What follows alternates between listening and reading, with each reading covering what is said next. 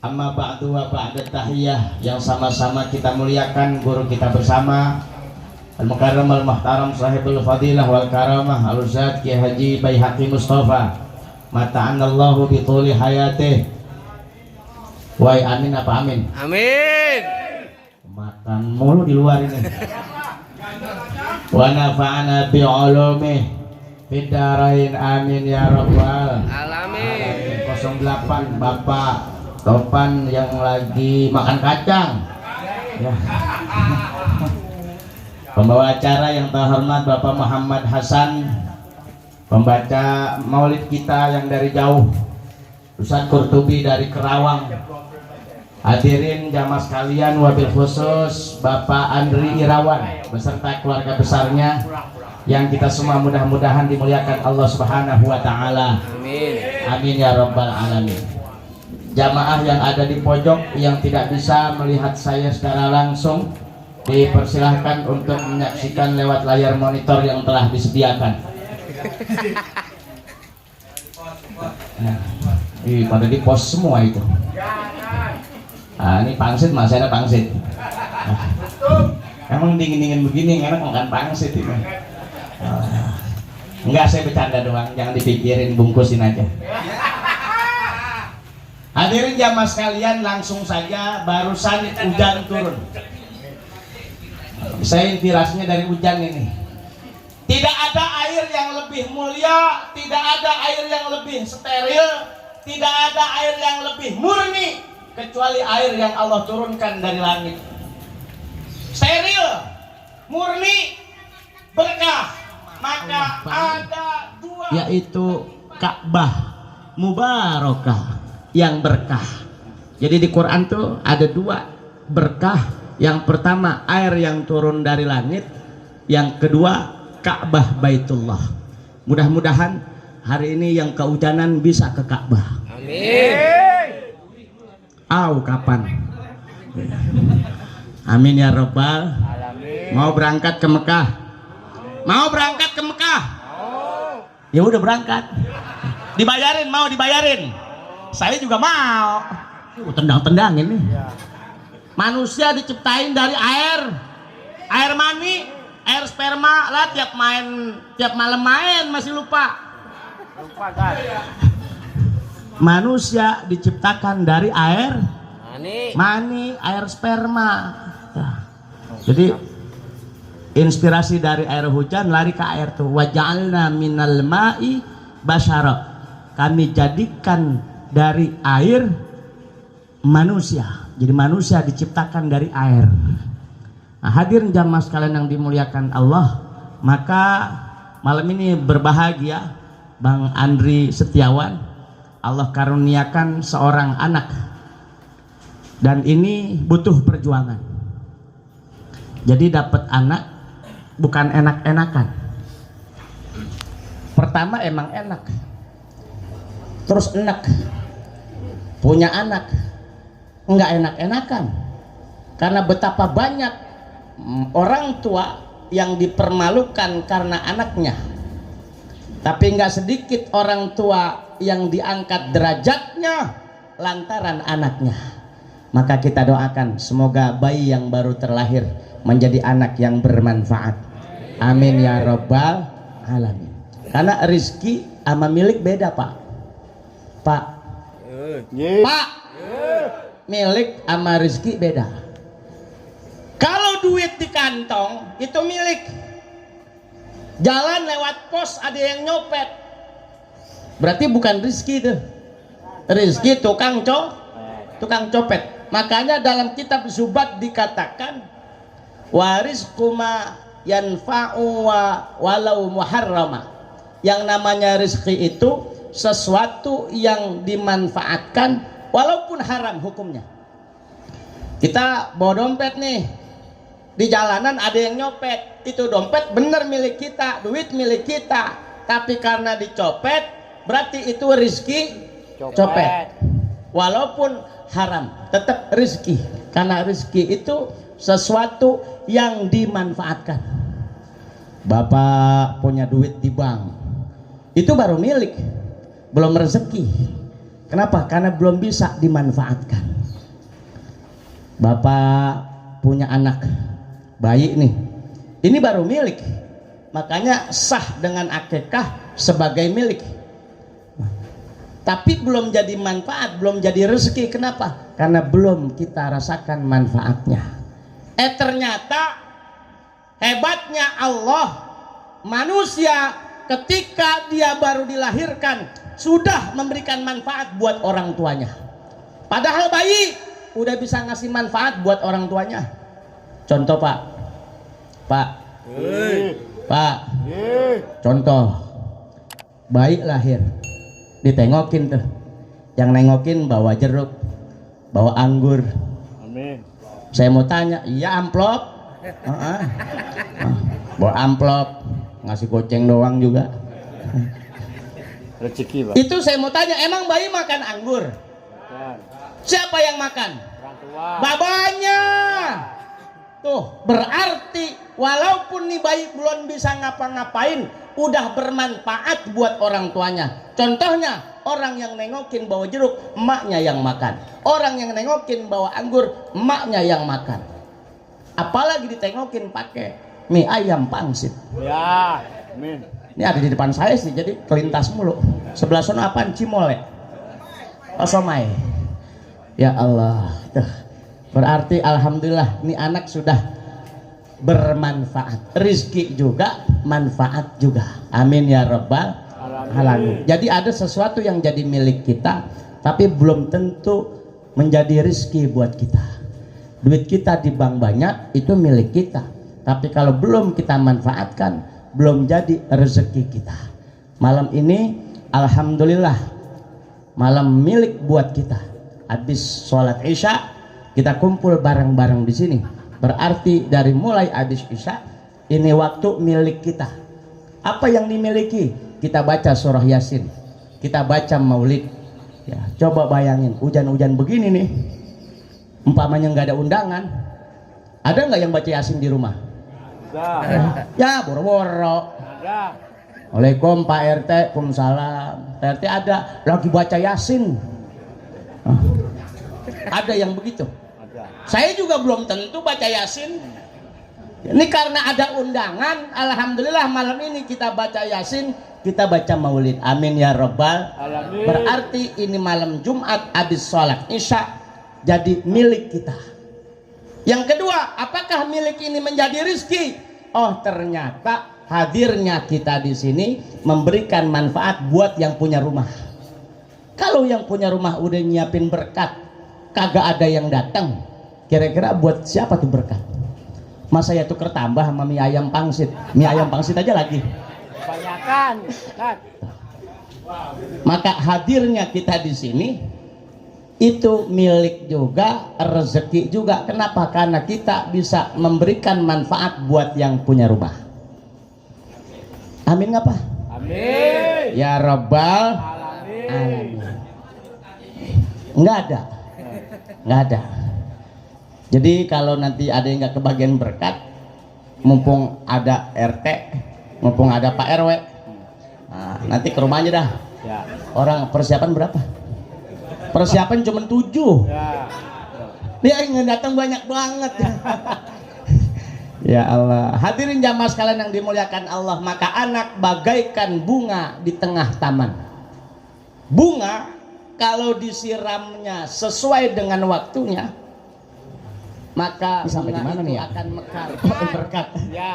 Anak bagaikan bunga di dalam taman. Ketika disiram sesuai dengan waktunya, maka bunga itu akan mekar, tumbuh indah dipandang. Anak bagaikan bunga di dalam taman, apabila diberikan bibit dan vitamin sesuai dengan tanamannya, maka kembang itu akan mekar, mengeluarkan aroma harum semerbak mewangi. Tapi hati-hati, kalau kembang atau bunga di dalam taman nyiramnya sembarangan, itu bunga bakalan busuk. Kalau itu bunga nggak dikasih vitamin sesuai dengan jenisnya, maka itu bunga akan layu. Ini anak begitu. Kalau salah kita nyiramnya, salah mendidiknya, salah membimbingnya, salah mengarahkannya. Hati-hati. Nih, anak bisa jadi bikin orang tuanya busuk seperti bunga yang salah siram. Na'udzubillah. Tapi kalau ini anak bisa kita arahkan, kita bimbing, kita kasih vitamin sesuai dengan porsinya, insya Allah ini anak bisa mengangkat derajat orang tuanya. Amin ya robbal alamin. Karena betapa banyak orang tua yang malu lantaran tingkah laku anaknya, tetapi tidak sedikit anak yang bisa mengangkat derajat orang tuanya. Mudah-mudahan kita yang belum bisa membalas jasa baik orang tua, Allah berikan kekuatan agar kita bisa menjadi penolong buat orang tua kita. Amin ya rabbal alamin. Berkat udah disiapin. Kayaknya mau rintik-rintik lagi nih. Yang baca rawi 2 berkat. MC 2. RT 2. Pak RW juga, baca Yasin juga, 7. Kita bagi 2 ntar Pak RW. Iya. Lumayan di depan kan, satu berkat goceng lumayan. Alhamdulillah. Maka hadirin jamaah sekalian yang dimuliakan Allah Subhanahu wa taala, saya ucapkan kepada Bang Andri selamat berjuang. Karena punya anak semakin melelahkan. Yang biasanya enak tidur, kita nih orang tua nggak bisa nyenyak tidur sebelum anak kita tidur. Ya. Ada suami yang cuek terhadap anaknya, tapi ada juga suami yang tipenya nggak bisa dengar anaknya nangis. Ya. Lagi enak tidur tuh, sama istrinya, tiba-tiba anak nangis.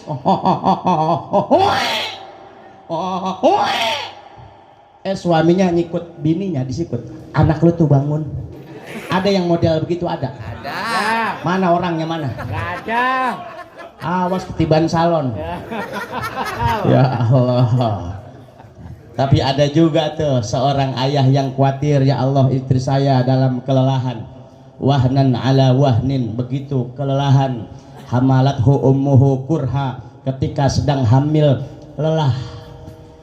Istri kita lagi hamil, kalau bahasa Betawinya bunting, kalau bahasa Padangnya buntiang, kalau bahasa Perancisnya medang. Tuh, istri tuh, iya, istri lagi hamil, lagi medang-medangnya. Itu kan ya Allah, tidur nggak bisa sempurna, dia tidur miring, ya kayak pun palem, tengahnya doang gemuk. Palem botol kan gemuknya separuh doang.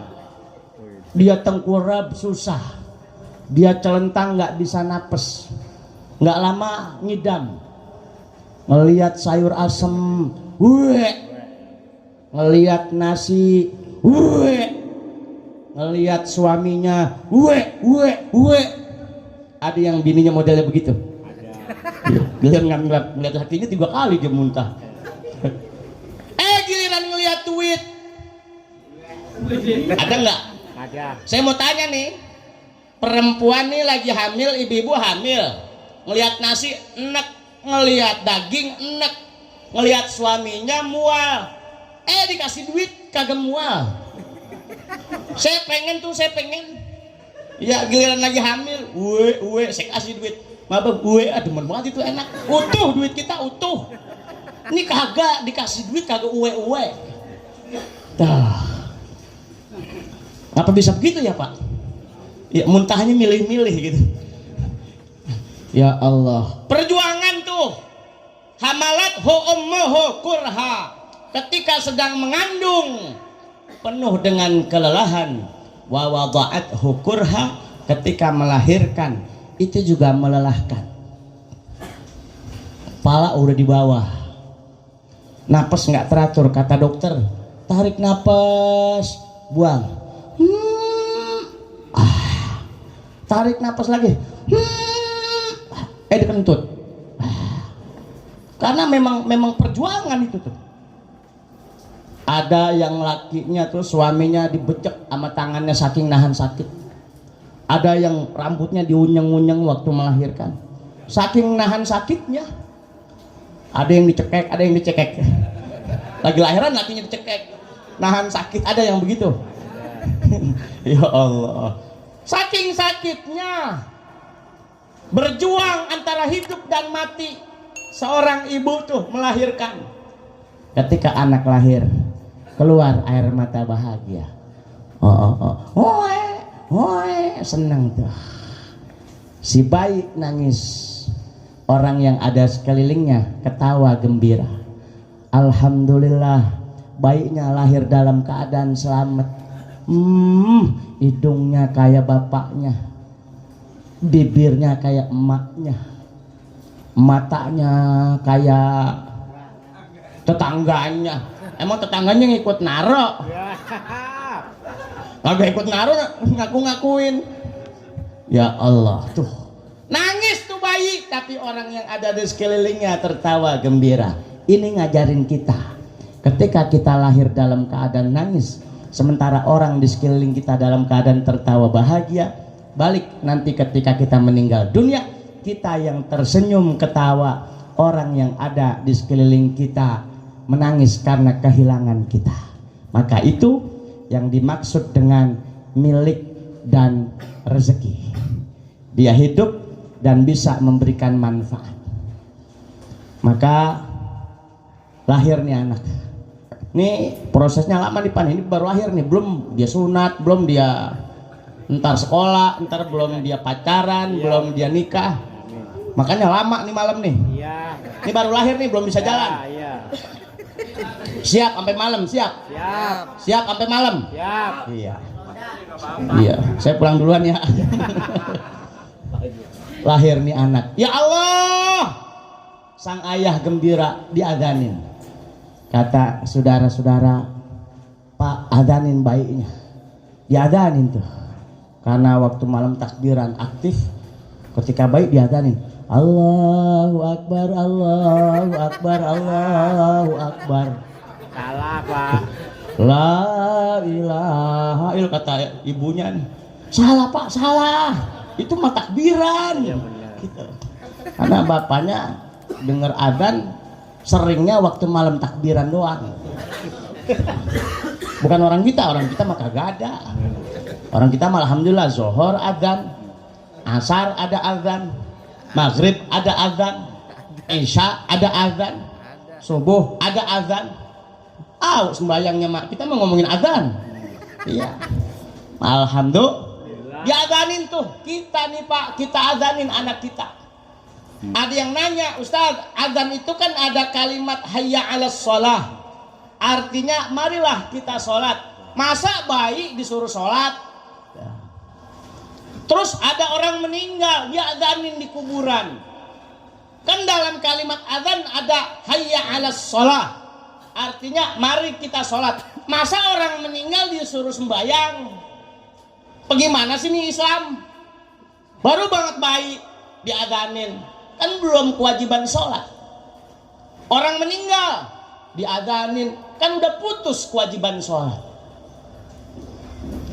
Itu kalau ada yang nanya begitu boleh nggak? Boleh nggak yang nanya begitu?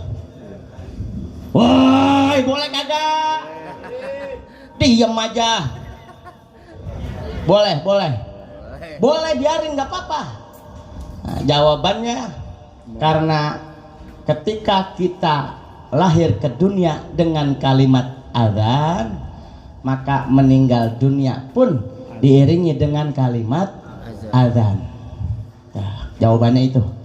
Ketika masuk ke dunia dengan kalimat azan, meninggalkan dunia dengan kalimat azan. Itu yang ngajarin guru-guru kita. Coba bayangin kalau guru kita kagak ada yang ngajarin. Ulama-ulama kagak ngajarin sama kita. Ketika bayi baru lahir diapain ini anak, kan bingung kita. Lah kalau umpamanya nggak ada guru-guru kita yang ngajarin, bingung kita. Dibacain apaan ya? Dibacain Yasin baru buat lahir. Iya. Ditahlilin baru banget lahir. Kan bingung. Pas saya dinyanyiin. Di mana? Repot ntar udah gede, jarang pulang, nongkrong mulu. Tuh, Bang Tubi jarang pulang. Berarti bayinya dinyanyiin tuh. Ya. Ya, ada di sini yang malam jarang pulang. Ya ada, Ustaz. Nggak apa-apa saya jarang pulang. Maka hadirin jamaah sekalian yang dimuliakan Allah, lama-lama gede nih anak. Gede nih anak. Dimandiin. Baru banget bersih, pakai minyak telon. Kira-kira begitu, pakai bedak bayi. Nggak lama dia kencing. Nggak lama dia berak. Kira-kira tambah capek nggak kalau punya anak tuh? Biasa. Tambah capek. Pengen anaknya sekolah, kita sekolahin. Puyeng kita, beli pakaiannya, beli bajunya, beli sepatunya, beli kaos kakinya, dan lain sebagainya. Artinya ketika Allah kasih anak harus siap berjuang. Kenapa? Karena betapa banyak rumah tangga berselisih paham lantaran gara-gara sang anak. Kira-kira begitu nggak? Iya. Pernah nggak kita ribut sama istri lantaran anak? Nah, Iya, seringnya biasa aja dong. iya. Iya. Iya. Ya, curhat. Kenapa itu saya sampaikan? Karena ini berlaku buat semua. Mau ustadz, mau kiai, mau orang biasa, mau tukang gojek, apalagi tukang mie ayam pangsit, dia aja lagi kena. Semua kita dalam rumah tangga pasti ada perselisihannya, pasti ada. Nggak ada yang nyaman-nyamannya, nggak ada. Bahkan Rasulullah pun ada sedikit perselisihan ketika makan dengan Sayyidah Aisyah. Rasulullah minta disiapkan 3 piring. Sayyidah Aisyah bertanya, wahai suamiku tercinta, ada nggak yang bininya ngomong begitu sama lakinya? Ya. Pak, istri kita pernah nggak ngomong begitu? Pulang kerja nih, pulang kerja. Woi, pulang kerja. Ya. Assalamualaikum. Waalaikumsalam. Ada nggak istrinya nyautin? Waalaikumsalam, suamiku tercinta. Ada nggak? Ada. Ntar pulang dari sini kita praktekin. Ya. Bawa berkat tuh. Amin. Assalamualaikum istriku tercinta. Oh. Nah, istri buka pintu. Tumben banget mas. Kayak orang membekasin. Baru buat mau bener dikata membekasin. Rese banget dah. Itu Nabi ngomong, wahai Sayyidah Aisyah istriku tercinta, siapin 3 piring. Kata Sayyidah Aisyah, wahai suamiku, kita kan cuma berdua. Ini yang satu buat siapa? Kata Rasul, yang satu buat istri pertamaku, Sayyidah Khadijah. Jadi Nabi kalau makan tuh piringnya 3. Yang satu dia hadiahkan kepada fakir miskin, pahalanya buat Siti Khadijah. Tuh. Sayyidah Aisyah ngomong, kalau bahasa kita begini, Mas, udahlah Mas, yang udah kagak ada jangan diinget-inget. Ini kan kita cuma berdua doang. Yang udah-udah mah jangan diinget-inget. Kalau kita kira-kira begitu nggak? Sama, Sayyidah Aisyah begitu. Ya Rasul, Sayyidah Khadijah udah kagak ada, Siti Khadijah udah meninggal. Ini cuman kita berdua. Udah kita aja berdua, yang udah kagak ada jangan diingetin. Apa kata Nabi? Bagaimana aku bisa melupakan istriku? Yang pertama Siti Khadijah, karena dia dalam hidupnya habis berjuang untuk perjuangan dakwahku. Siti Aisyah sebagai istri solehah nanya, wahai suamiku, begitu hebatnya Siti Khadijah berjuang dalam dakwahmu, maka mulai saat ini doakan aku agar aku bisa seperti Siti Khadijah. Tuh. Kalau kita kagak Pak, ya kagak kita mah. Iya. Ditanya nih sama istri, buat siapa nih? Buat mantan. Coba-coba dah. Kalau kagak terbalik tuh meja.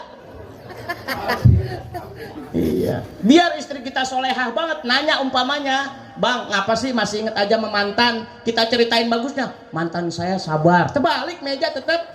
Iya. Bahasanya apa? Yang udah jangan diomongin. Tuh. Artinya Rasul pun ada percik-percik perselisihan, tapi itu jadi nasihat buat kita, jadi contoh buat kita. Maka jamaah sekalian, berumah tangga penuh dengan perjuangan. Ketika kita minta dan dikaruniai anak dari Allah Subhanahu wa Ta'ala, itu pun penuh dengan perjuangan. Maka sandarkan diri kita hanya kepada hanya kepada Allah. Nah, Bang Andre, ingat bayi, ingat ibu kita. Ingat bayi, ingat ibu kita. Begitulah perjuangan ibu kita. Yang terakhir, oh iya, udah dihitung berkat. Udah. No belum nih 3 orang no. Ya, antar, Nah, Pak. Antar. kalau yang dalam tukang mie jangan hitung. Iya, saya ceramah dia makan 3 mangkok tuh. Ya, ya Allah. Yang terakhir, ketika istri melahirkan anak, ibu kita melahirkan kita, itu sakitnya luar biasa. Tetapi ketika ditanya, wahai ibu, bagaimana rasanya melahirkan? Si ibu menjawab, melahirkan itu sakitnya luar biasa. Wahai ibu, adakah rasa sakit yang melebihi melahirkan? Si ibu menjawab, ada rasa sakit yang melebihi dari sakitnya melahirkan. Apa tuh? Dibentak anak lebih sakit dari melahirkan. Anak ngomong kasar sama orang tua lebih sakit dari melahirkan. Orang tua baru ngomong separoh, dia udah ngomong sebakul, lebih sakit dari melahirkan. Motong pembicaraan orang tua lebih sakit dari melahirkan. Maka malam ini, ayo usini nafsi wa iyakum, saya ngingetin diri saya dan jamaah sekalian, tanya sama diri kita, udah berapa kali kita bentak orang tua kita? Udah berapa kali kita ngomong kasar sama orang tua kita? Udah berapa kali kita nyakitin orang tua kita? Udah berapa kali kita potong omongan orang tua?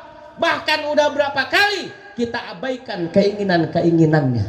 Mudah-mudahan anak tersebut menjadi anak yang saleh, dan buat kita semua Allah matikan kita dalam keadaan husnul khatimah. Amin. Assalamualaikum warahmatullahi wabarakatuh. Waalaikumsalam warahmatullahi wabarakatuh.